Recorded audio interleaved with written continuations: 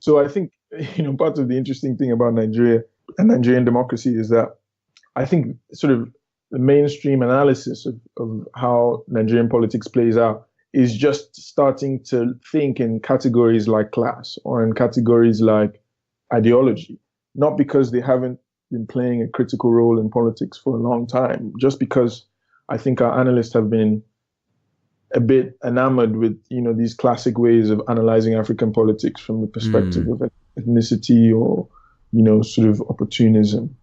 Neo-patrimonialism. Exactly. Yeah.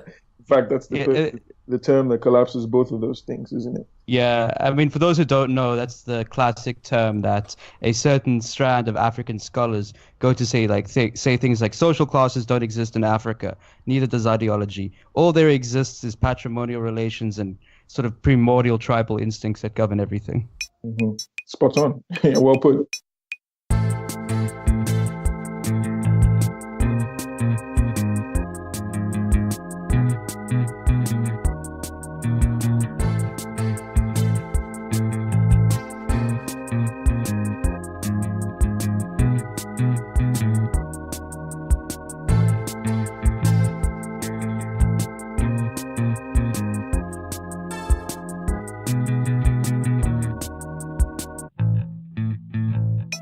All right, welcome everyone. This is Alpha Bunga Bunga, the global politics podcast at the end of history. What comes next?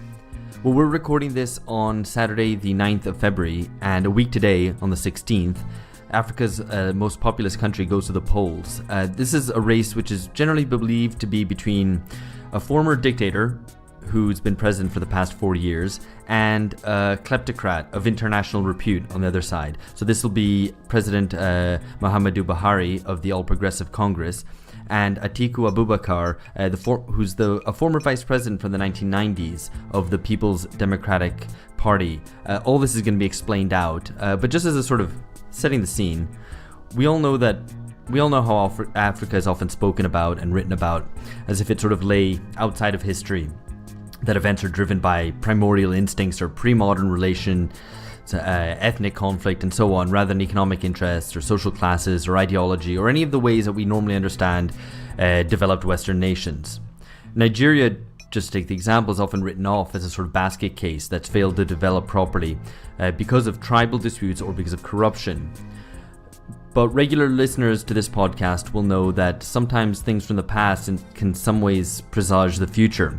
This is the way in which we've talked about Italy in the past. And I guess one thing we want to explore here is what if Nigeria itself offers in some ways a sad vision of the future rather than being a country that's never been able to escape its past. So thinking about Nigeria today, we've got a case where a former military dictator has been elected as president, and that was viewed as a victory for democracy, as a peaceful transition of power. But Nigeria has also been the site of a political conflict which is dominated by anti-corruption, and we've discussed this on Alpha Bunga Bunga many times in the past, of the ways that anti-corruption comes to dominate any meaningful ideological dispute. And in Nigeria's case, as far as I understand, it's been used to justify repression in conjunction with the war against Boko Haram. Anyway, loads to unpack, so we're very happy to welcome Saeed Husaini to speak to us about all of this. Saeed's based in Lagos, but he's a PhD student at Oxford, doing his thesis on Nigerian political parties and their development. Specifically, he's interested in exploring why there's mass party membership in Nigeria, something that's happening now, long after its climax in Europe, which is great, sounds fascinating, and sounds very much up our street. Welcome, Saeed. Thanks for joining us. Thanks for having me. Good to be on the podcast. Great. So let's get started. And the first question is going to be a kind of very general softball sort of question, but we need to set the scene. Could you explain to us the basic political and ethnic divisions in Nigeria, and maybe make reference to how Nigerian politics has evolved since democratization in 1999? Okay, that sounds like a softball to you, but actually... Oh, I know, these ones are hard. It sounds like a softball, but this is the trickiest ones. Yeah, I think we basically have to set up the terminology so everyone can understand what we're talking about. Yeah, no, fair enough. I mean, so in partisan terms, Nigeria has got two major parties, the All Progressives Congress, the APC, which is the party in power now, headed by President Muhammadu Buhari, and the PDP, which actually ruled Nigeria since democratization in '99 till 2015, when the current president Buhari beat the incumbent Goodluck Jonathan in a historic election, as an opposition candidate had never won prior to that point in Nigeria. The parties, from my standpoint, don't necessarily represent two opposing ideologies. So they're quite similar, and in fact, it's very common to see politicians from one side cross over en masse to the other side. This is often kind of thought about as evidence of, what you were citing at the beginning, the sort of absence of ideological politics in Africa, and the sort of dominance of opportunism and sort of self-driven, money-driven politics. But in my view, I think that sort of misses the point. I think what we fail to realize is not that the absence of competition between these two parties suggests the absence of ideology. In my view, it rather suggests the convergence and the depth of ideology, where in fact, two parties can be so dominant that, or a single vision of how society should be ordered can be so dominant that it sort of sways members of the political elite on both sides of the supposed divide.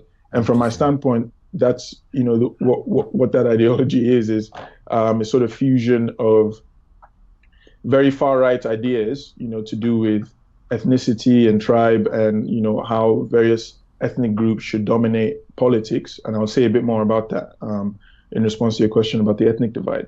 So on the one hand, you have this sort of far right, very powerful ethnocultural organizations that intervene in politics, and to whom politicians often sort of ingratiate themselves.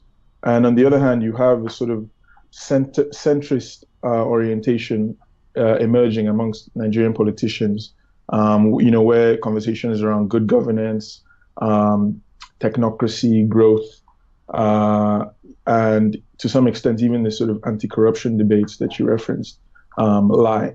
So I see it as a sort of fusion of center-right, of centrism and sort of far-right populism, sort of center-right populism. And it's one that unites both parties rather than divides them, in my view. And then in terms of the ethnic makeup of the country, I mean, it's quite a divided country. We've got something like 400 different ethnic groups. But we have three major ones that dominate the three big regions of the country. In the north, you've got the House of Fulani, who actually, in the pre-colonial era, forged a sort of empire that ruled that part of the country.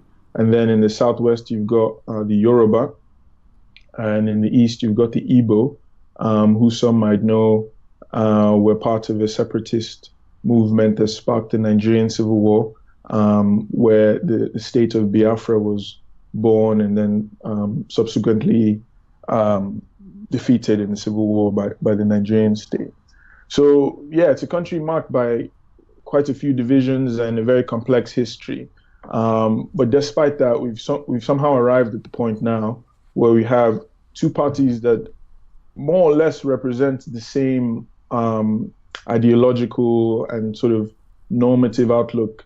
And it's a situation, I think, that's very easily misunderstood, in part because of the complexities.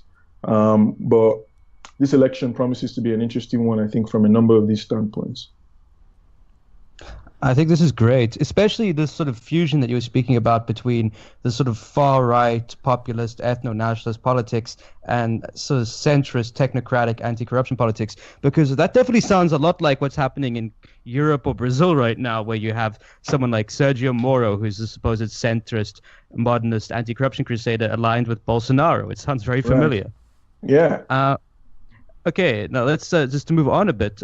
Can you basically speak about what is the current state of the elections? There's been a lot of reportage in the news that perhaps there's the fixes in. Buhari's intervened in the country's highest court and taken down a judge, I think whose name is Walter Onogen. Is that Yes. probably pronounced it wrong?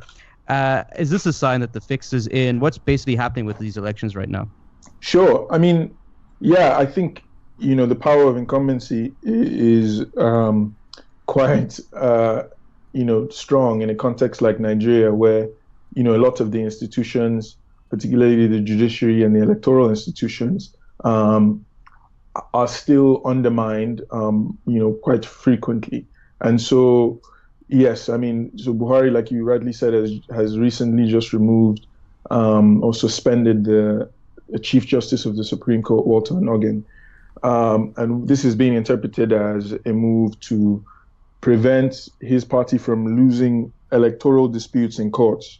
So basically stacking up the courts, in anticipation of potential electoral disputes. And I agree. I think though that that's going to have more of an impact in the state election. So Nigeria runs a federal system, if it's not already too complicated for the listeners. And so the election we're referring to is the presidential election, which will hold next weekend. But then we also have state elections, which are scheduled to hold March 2nd. And while the presidential, does seem to be tilting fairly solidly in Buhari's favor at the moment, the states look a little more shaky for the ruling party. And those state elections are very often resolved in court because that's where the sort of attention of, the sort of civil society, activists, the international community wanes a little bit. And that's also where, local politicians are more likely to hire, sort of thugs or militia groups to kind of scuttle the electoral process, leading to, prolonged legal disputes. So that's one reason I think why the Chief Justice has been suspended. Of course, the justification for removing him was corruption. It happened to be, the government sort of happened to conveniently find dollars in the Chief Justice's account, bank accounts, and have cited this as evidence that he's somehow involved in corrupt practices, and that may well be. Actually, it's hard to say exactly, but of course the timing suggests to everyone that they're trying to sort of dot their I's and cross their T's. There's also the fact that to sort of reference again this sort of ethno-nationalist question that's never too far off in Nigerian politics. There's also the fact that this judge was a Southern Christian judge, and so his removal by a Northern Muslim president will play very well with the Northern Muslim base, who will hear on the radio that a corrupt Christian judge has been removed. It's kind of sounds almost like a story from, it's sort of Islamic texts or myth. And in fact, this guy has been replaced by, a qualified Chief Justice as well, but, somebody who's a Muslim and kind of embodies the look of a sort of Northern Imam. So, it will, from the perspective of the ruling party, this serves multiple functions. And so, in a sense, it was a kind of stroke of genius, diabolically. But this election here is going to be between two Northern Muslim candidates, right? So, which is kind of different from past elections over the past 20 years in Nigeria, if I understand correctly. Yes, absolutely. So Atiku Abubakar is also House of Fulani and Muslim. So what it boils down to in situations like this is who can be more Muslim and Fulani than the other person. On the one hand, so you sort of have a kind of, sort of authenticity politics, where they try to outdo each other and how often they pray publicly, or, which of them seems more aligned with kind of tradition and faith. But on the other hand, they still try to manage to kind of have the ethno-nationalist question on the table by who they choose as vice presidents. So the ruling party has as its vice president a pastor from the southwest called Yemi Osinbajo, who's again a Christian and Yoruba. So this is part of the calculation they are using to secure the votes in the southwest, because also constitutionally in Nigeria, a party is required to win votes outside of.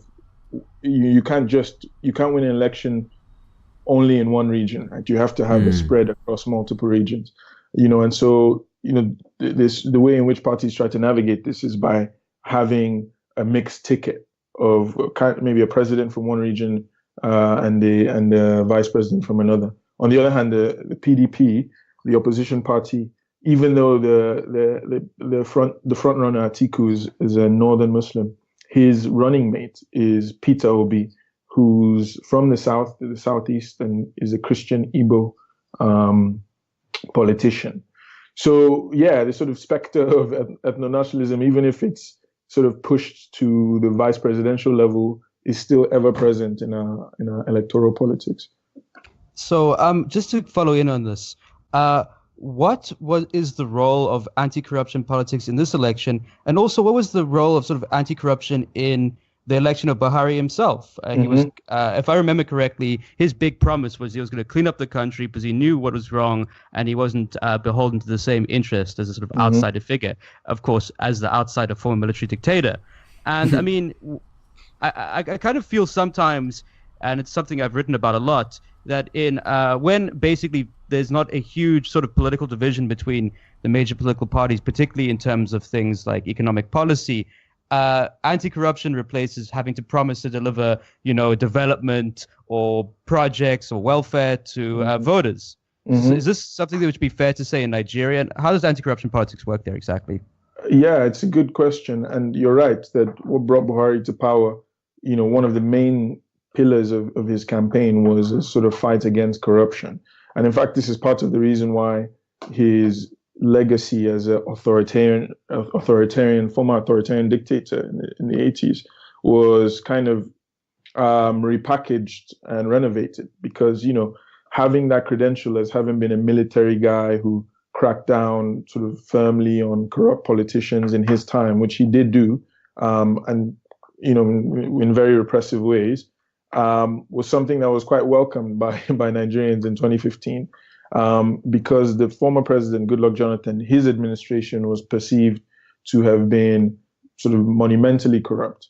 And this was a period between 2011 and 2014 when the prices of oil were at historic heights. So, this, of course, was squandered in very many ways, went in a number of directions, and was the cause of numerous scandals during Jonathan's time. So you're right. This is part of a huge reason why, one of the huge reasons why Buhari was favored in that election. And the other one is security, which I'm sure we'll touch upon down the line. And it continues to feature in this election, although in a different sort of way. I mean, Buhari's appeal, because he does still have quite a strong appeal in the north, is mixed. I mean, it's not just because of his ethnic identity. It's also because of this legacy of being a kind of tough anti-corruption czar. And there is some overlap between, the sort of Islamic piety of Buhari and this view that he is incorruptible. But that anti-corruption legacy still mobilizes very powerfully in the north, and particularly amongst the poor in the north. On the other hand, though, I think particularly amongst sort of middle-class voters, and you hear this a lot in Lagos, where I'm based, where the middle-class people complain endlessly about how the economy has fared under Buhari. And in fact, Buhari came into power right before the price of oil crashed, triggering a recession, which occurred in other oil-dependent countries around the world and in Africa, including Angola, right? So let me just to jump in. I mean, how much of the recent, the kind of past 4 years of stagnation, how much of that is dependent on the drop in oil price? I mean, it's got to be the main component, right? And you can tell because in other contexts where, in other extremely oil-dependent contexts similar to Nigeria, you had fairly similar responses to the drop in oil price. But there are also issues of mismanagement. And, there are questions regarding how well the Buhari administration responded, to the collapse in oil price. And that's, quite an interesting debate. But I think the key point there is to say that from the perspective of middle-class voters, it was Buhari's fault, so interestingly, we have a situation where and I should backtrack and say that one of the immediate consequences of the recession and the collapse in oil prices is that Nigeria's currency also entered into a period of vulnerability and declined quite a bit. Nigeria's currency, the naira, is pegged to the dollar, and so the naira dollar conversion rates suffered under Buhari. So, one way to frame the election now in terms of, who supports whom and the sort of social and demographic breakdown is the people who were quite concerned with the price of the dollar are likely to vote against Buhari, whereas the people who are concerned with the price of fertilizers, and, the Buhari administration put in place programs that have the price of fertilizers, and sort of removed some of the corruption in the agricultural sector. So this is part of why he's loved by sort of rural people in the north. So the people who are kind of concerned about the price of fertilizer will probably go Buhari. So it's a sort of fertilizer versus dollar election. You could perhaps frame it that way. Yeah, so there's the sort of more external facing bits of the economy lean one way, and the more rural and agricultural bits face another way. I guess that would be the sort of division that you have emerging in this election. Exactly. And to what extent is that an ongoing or longer term division? It's not one that we've picked up on before. Right. I think but that's not to say that it's not been there. Mm-hmm. So I think, part of the interesting thing about Nigeria and Nigerian democracy is that I think sort of the mainstream analysis of how Nigerian politics plays out is just starting to think in categories like class or in categories like ideology, not because they haven't been playing a critical role in politics for a long time, just because I think our analysts have been a bit enamored with, these classic ways of analyzing African politics from the perspective of ethnicity or, sort of opportunism. Neo-patrimonialism. Exactly. Yeah. In fact, that's the term that collapses both of those things, isn't it? Yeah, for those who don't know, that's the classic term that a certain strand of African scholars go to say things like social classes don't exist in Africa, neither does ideology. All there exists is patrimonial relations and sort of primordial tribal instincts that govern everything. Mm-hmm. Spot on. Yeah, well put. So I wanted to ask about another angle on this, which is the role of the military and its role in Nigerian society. Two former military dictators have been elected democratic presidents. To what extent does the Nigerian political system and perhaps the Nigerian elite depend on these military figures, whether in material or symbolic terms, to organize politics in Nigeria?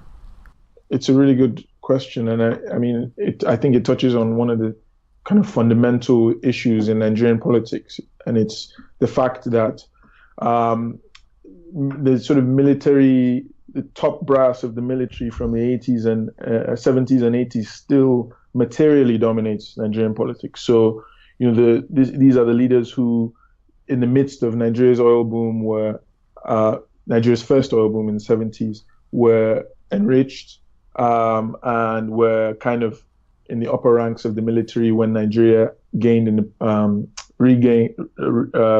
back to democracy in 1999.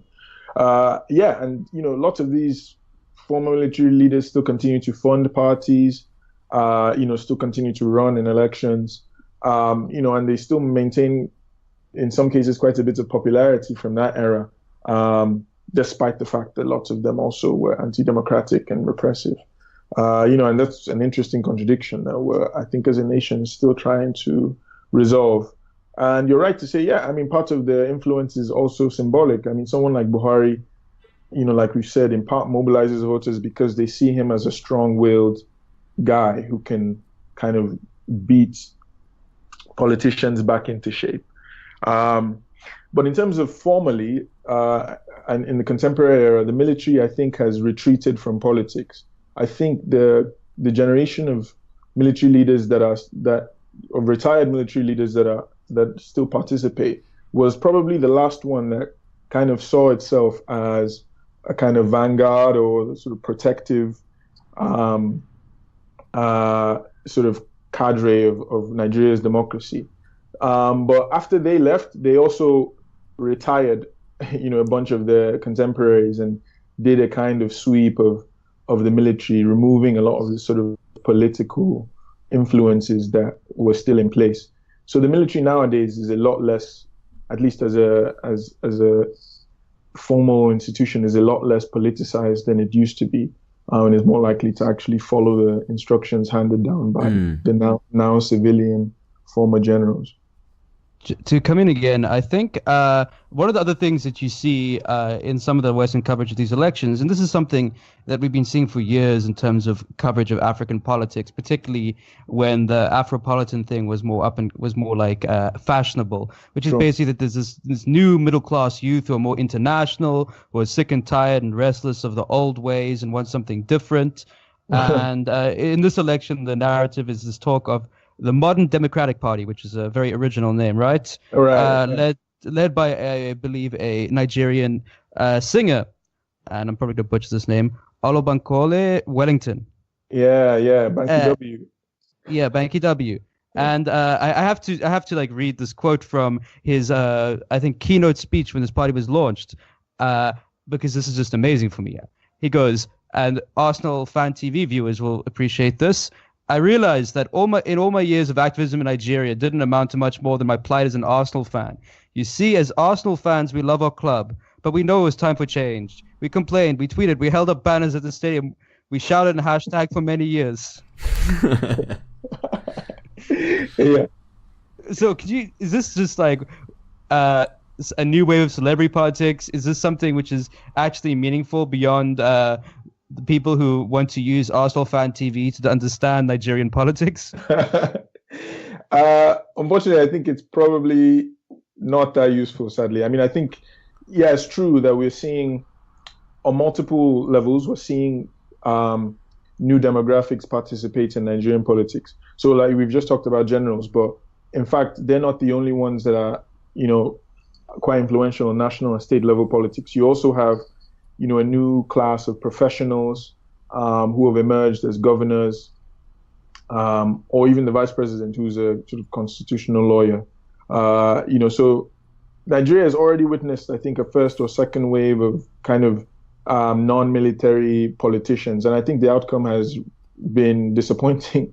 So I'm not necessarily convinced that what will fix things is kind of Banky W. Yeah, it's Banky W, or indeed any other Arsenal fan, but that's a slightly different question.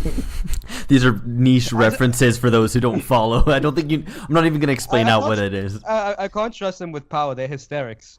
Yeah, exactly. No, but you'll see, more and more Nollywood. So this is the Nigerian film industry goes by Nollywood. You'll see more and more Nollywood, which I believe is the second most productive film industry in the world after India. That is true. Correct. Your Nigerian fans will be pleased.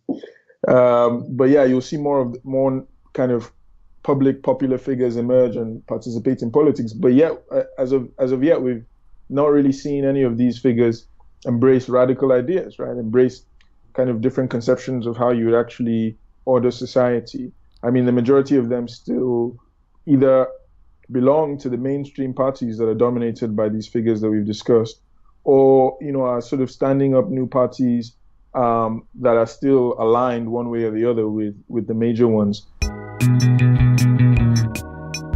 So before we move on to questions of labor and trade unions, which we definitely have to discuss, I did want to ask about another seemingly new energetic figure trying to enter Nigerian politics. In fact, Saeed, this was something that you sent us, which you found interesting, which was this guy Sowore, who seems to have a plan to re-energize Nigerian politics. He's very anti-corruption. He's a shiny new figure. But when you hear about him, he sounds like a kind of classic figure of middle-class politics, which doesn't have this sufficient radicalism to really transform politics, despite his pretenses at renovation. Mm-hmm. Yeah, I think you're by and large right. I mean, so Sowore is a professor in New York, I believe, and he also runs a media outlet called Sahara Reporters that receives a lot of international funding. And he stepped into the scene with quite a bit of excitement from particularly young people. But yeah, you're right. I mean, he himself doesn't have very clear kind of alternative policies for how Nigeria should work, and has replicated quite familiar discourses around anti-corruption, around sort of, good governance and growth. But at the same time, I think part of why Showore has excited the youth is in part because he's cut from quite a different cloth, and has tried to tailor his message to a mass audience. So when you attend his rallies or listen to them, he's talking about a sort of class divide. I mean, he's mobilizing a sort of anti-elite sentiments, where he's saying that the two main political parties represent, the issue, and that what we need is parties that kind of represent the cause of the common man. So, he's trying to mobilize a kind of populist rhetoric, and that he's also split up the kind of nascent Nigerian left to a certain extent, because there are people on the left who believe that maybe Showore can offer, if not the solution, then at least a kind of entry point, a kind of vehicle that the left can build on in the future. But there are others who, are skeptical of that strategy and think it's been tried elsewhere and has failed, too many times for it to be attempted here. But he's certainly one to watch, I think, in if not in this election, where I think, he's unlikely to do astoundingly well. I think he'll still stick around and will potentially be a strong contender in the 2023 election after this.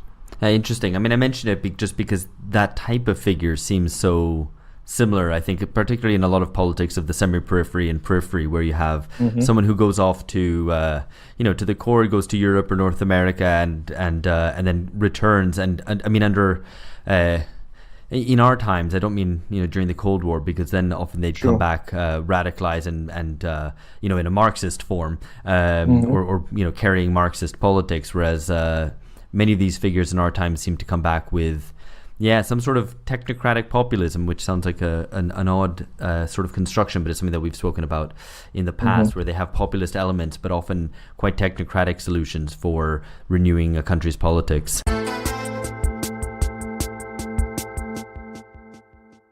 To move on to what I had just foreshadowed before that, which is what's behind the trade union mobilizations around oil prices? What impact has this had on Nigerian politics? And I guess more generally, what is the role of organized labor? Does it act as an independent pole, an independent force in Nigerian politics? Yeah, good questions. I mean, of recent, what's kind of grabbed everyone's attention with regards to labor is that they've been agitating for a new minimum wage. So previously the minimum wage was, something like, I mean, I'll get the figures wrong in dollars now, but, they're really, I think the headline is that they're terribly low. And, the labor movement has been pushing for a very marginal increase, actually. But this has been fought by both federal and state governments on all fronts. But the labor movement kind of threatened to take to the streets and to shut down the economy in January. And I think fearing the repercussions this would have on the election in particular, the federal government was forced to sort of expedite the whole protracted negotiation. And so, we're about to potentially, there's a decent chance that we'll actually get a new minimum wage in the next couple of months. Even though, like I say, it's quite a minimal in material terms, the gain that this will represent. But I think in more symbolic terms, I think it does foreshadow a slightly more active Nigerian Labour Congress, which is the umbrella body for our unions. In more recent times, I think since 2012, when Nigeria had its own version of the Occupy movement, we've seen much more active labor politics start to emerge. Now, the truth is, the Nigerian Labour Congress, by and large, has not played a radical role in Nigerian politics. And in fact, it generally is beholden to whatever government is in power, in part because of just how starved they are of resources, due to quite deliberate policies by the government. But this is something that seems to be changing, and it's hard to know exactly what is driving it. It might be the new leadership, which seems to be playing a much more strategic and frankly smart approach. At least say, for instance, the fact that they timed the minimum wage struggle to coincide with the sort of heat of the campaign period. But whether or not they can become more of a force for ordinary people and more of a force that's impactful in mainstream politics is something that is at the moment still quite unclear. So the other question that we haven't touched on yet is Boko Haram. What is the current state of the organization and the conflict in northern Nigeria? And also, what sort of role does terrorism play and security issues play in Nigerian politics? And is it used to justify repression and political crackdowns in addition to the increased power of the military? Sure. So in terms of where Boko Haram is at the moment, it has certainly had its capacity degraded over the years. So, I mean, the kind of height of the Boko Haram insurgency was 2014, when the group carried out a historic amount of attacks and, killed perhaps hundreds of thousands of people. And just to sort of step back as background, the Boko Haram is this Islamist insurgency in the northeast of Nigeria has waged a war against the Nigerian government for about 10 years now. But to Buhari's credit, to a certain extent, I mean, the group has faced, quite a bit more pressure and coordinated sort of counterinsurgency campaign from the federal government in the past 4 years. And so it's really a shadow of its old self now. But that's not to say they don't remain quite dangerous. I mean, it's split up. The group is split up into another faction that's aligned supposedly with the Islamic State. In fact, this new faction calls itself the Islamic State West Africa Province. And it's been carrying out quite a few attacks in the lead up to the election, I think, in order to gain some attention. So we're likely to see this continue into the next at least year, while whoever is the president kind of settles into his new agenda. In terms of the military and the relationship there, I think I'm hesitant to credit Buhari entirely for the I think kind of degradation of Boko Haram in the past couple of years, because it's come at quite a cost. It's like you hinted at, it's been a quite repressive campaign on the part of the military. We've heard numerous cases of extrajudicial killings, people being jailed sort of indefinitely and without trial. We've also heard situations where communities are kind of razed to the ground just on the suspicion that they're harboring militants.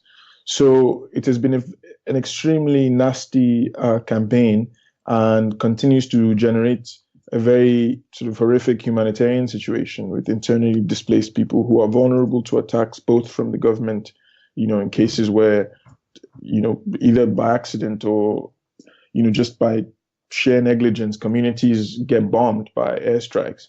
And by Boko Haram, on the other hand, who sees these IDPs as kind of easy targets, displaced people, that is.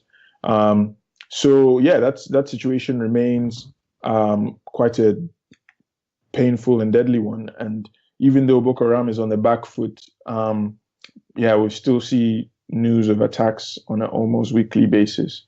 Mm-hmm.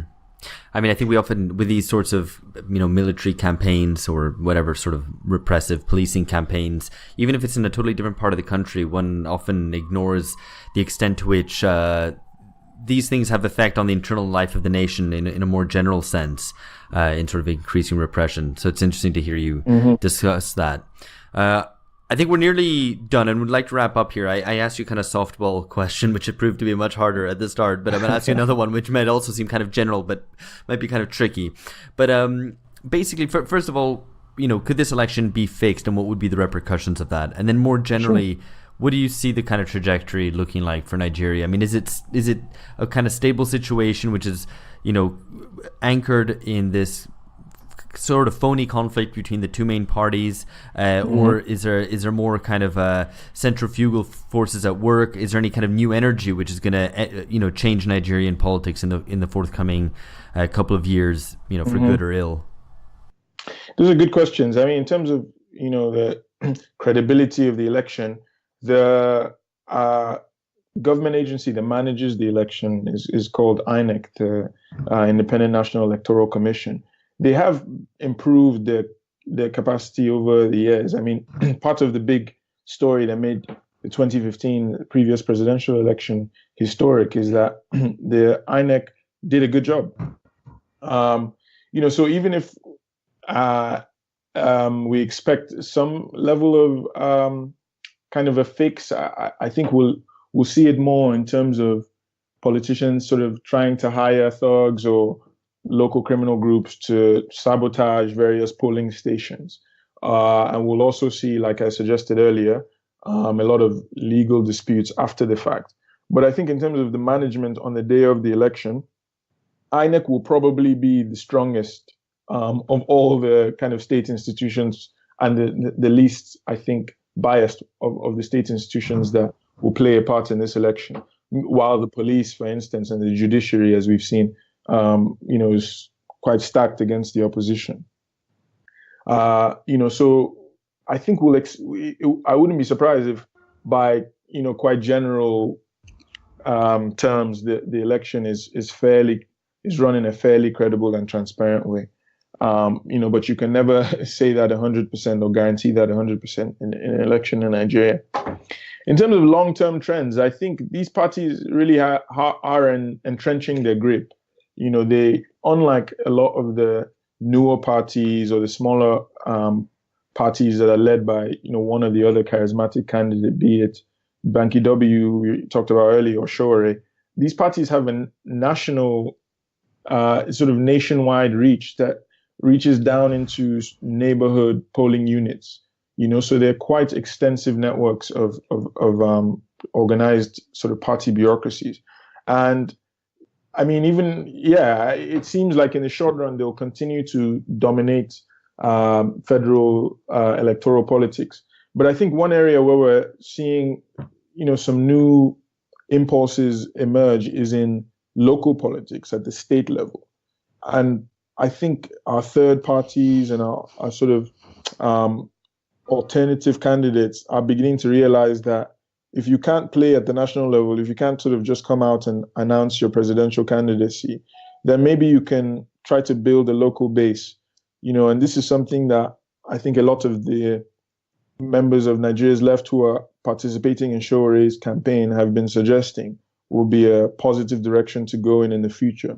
Why not take a local government or a senatorial campaign, and make that the sort of center of your attention and energy, perhaps in a similar way to what has occurred in the US, in the senatorial election in New York, where Alexandria Ocasio-Cortez has emerged as a senator. But those sorts of more local, I think, forms of mobilization and organizing might, or hold some opportunity for Nigerian politics going forward. That's very intriguing, and I guess it's a questionable promise, but at least maybe there's some sort of movement there, which is interesting to try to understand. And I think we'll definitely have to come back to you after the election to discuss both who's won and also any future prospects. Saeed, that's been brilliant. Thank you very much for joining us. Thanks for having me. All right, as per usual, we're going to have a little chat between ourselves to discuss what we've just heard and draw out some of the more generalizable trends about the Nigerian election. So, Ben, firstly, this notion of the mass party that exists in Nigeria and seems to be in decline everywhere else. This obviously relates to our previous episode with Paulo Gerbaudo, where the party form seems to be undergoing some form of renewal under a new digital form, making use of new digital technologies and so on. But this is something different. What's going on in Nigeria? Is there an ongoing mass participation in politics there? Well, that's actually one of the things I didn't know about Nigerian coming into this discussion. As Saeed pointed out, the party membership and party participation within Nigeria's main political parties is actually reasonably high, which is something really bucks the trend we've seen in Europe. In fact, the mass party seems to have taken on a different form in Nigeria. In fact, as he argued, there's a sort of like authoritarian ethnic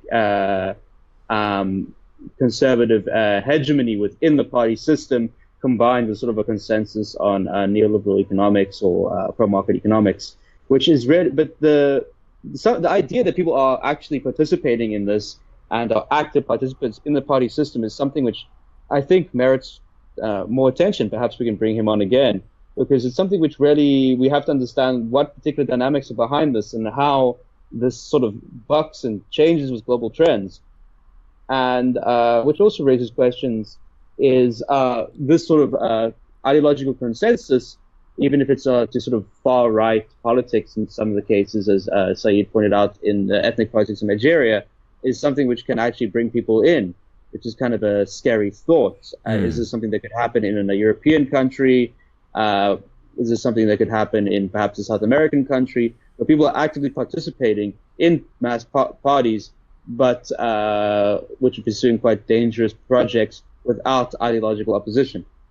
That's actually quite an interesting observation. Yeah, I think like it's striking that when we think about political participation and we speak about it in positive terms as essential to democracy, even in under kind of liberal terms of participation in parliamentary democracy, voting, mobilization, and so on, that it's assumed to be under universalist bases. That is to say, ideological parties of the left and right competing on the shared terrain of parliamentary politics and so on. That's how the democratic game works. But yeah, high levels of participation in context of very particularistic and ethnic based politics is a kind of scary prospect. It's interesting though that the last Nigerian election had a really low turnout at something like 43%. And Nigeria is a massive country. I perhaps wasn't even fully conscious of the size of the population, because it's just slightly smaller slightly smaller than Brazil. It's just under 200 million, and it's set to grow perhaps up to 400 million. At the same time, it has extreme poverty rates as high or higher than India, I think, even in absolute terms.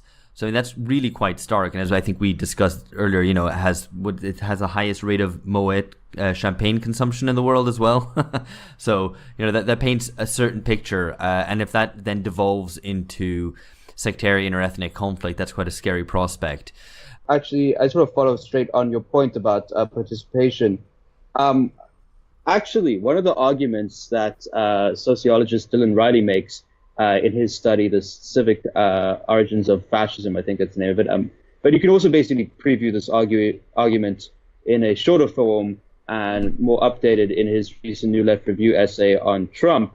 Basically argues that we have to understand fascism as fundamentally a democratic phenomenon based on mass civil society participation within these parties and movements. It wasn't something where people were told to go home. People were actively participating in a democratic way. And you can't counterpose civic participation or political participation with some sort of like anti-democratic movement, because often people actually, when they get involved in civil society organizations, it leads to really dangerous politics. I mean, you could look at evangelicals are highly involved. It's not necessarily in political activities or community activities. It doesn't necessarily mean they involved for progressive causes. So I think it's sort of this hangover from social movement literature and sort of a liberal reading of civil society as intrinsically good, that people have mistaken participation for democracy in some sort of normative good sense. In this case, it doesn't have to be, and it's got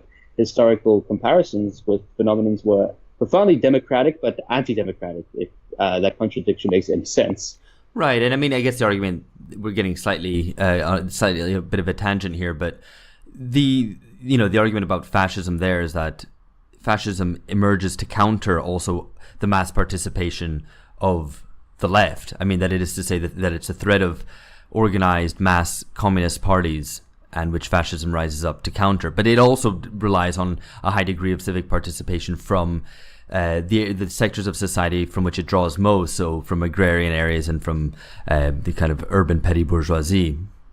So the argument is not that, high levels of participation are a bad thing, but I guess the the qualifier that you're making, Ben, which is right, is that participation isn't just a complete unalloyed good, and that it's this happy clappy NGO style and helping make the world a friendlier place. Yeah, I mean, this is just to come on and say, is like, as we spoke at the beginning of the podcast, politics exists in Africa, and people should pay attention to actual politics, not some sort of mystical neo-patrimonial spirit that inhabits the African people that is outside of modernity. And I think another aspect of this that we touched on is the role of anti-corruption politics in all of this. At one level, we have anti-corruption politics serves as a mobilizing cause for Buhari and his supporters. Famously, they would come in with brooms as the symbol of their movement to sweep clean the country, which was also used in 1960, actually, in Brazil as another symbol of the Jânio Quadros' movement. But anti-corruption seems to, in a way of not offering any sort of concrete or very ambitious economic offerings or big vision to people. You can just say, we're going to clean up the country. That serves as sort of a marker of political differentiation, right, Alex? Yeah, I mean, it looks like, there's always something else behind anti-corruption. When it's raised as a banner so high, it's always either in lieu of an actual political program. It's a way of rebranding yourself as clean as opposed to the other dirty guys, the old dogs of politics were something new, or it really serves as a handmaiden to other political ends, either pro-market reforms by aiming to take down a sort of state-business nexus that might exist against statism, so to speak, which is something that happened in Brazil over the past 5 years, or it can be a handmaiden to more authoritarian politics, to more repressive politics. And I guess the thing with Nigeria is that, this election is being fought between an incumbent who's a former military dictator, who's military dictator for only a short period, I think 20 months in the 1980s, but nevertheless, he's now come back in democratic form and can use those credentials as a former military officer, military dictator, as being hard against corruption. Of course, if you look at the history of military dictatorships anywhere around the world, I think most of them have very high degree of corruption because you just don't have any democratic accountability. And the military turns itself into a sort of military bourgeoisie. But nevertheless, Buhari poses as this firm, this iron-fisted anti-corruption figure. But he's had 4 years and has had very little progress in it. And he himself was infirm in a London hospital bed for a good part of his rule recently over the past 4 years.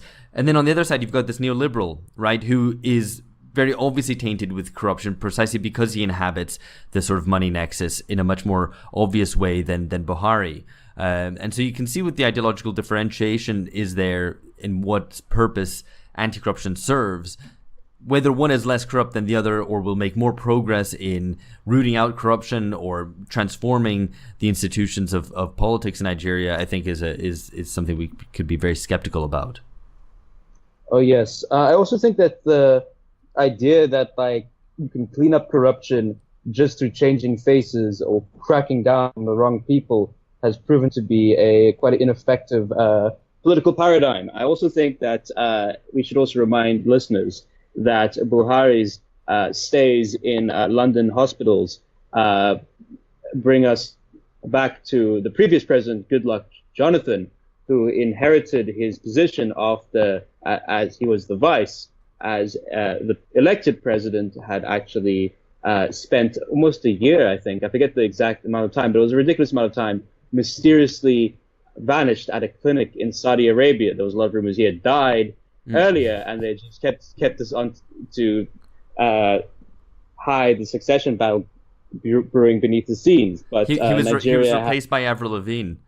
So, yeah. It's an Avril Lavigne case. He was replaced by a doppelganger.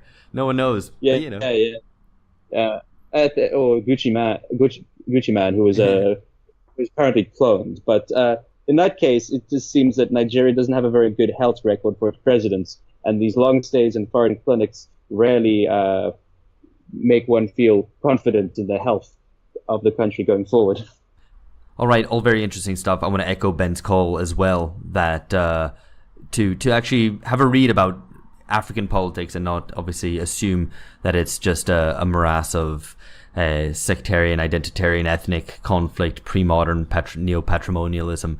But there's actually real politics going on. I hope we've been able to bring out some of that. I mean, there isn't a real new dynamic force here that we've been discussing in Nigerian politics, but you can see at least what the old order looks like and what would need perhaps to replace it. This has come out on a Thursday, the election's on a Saturday. Have a look at the readings that we've compiled in the show notes if you want more on this. Check out Saeed's work as well.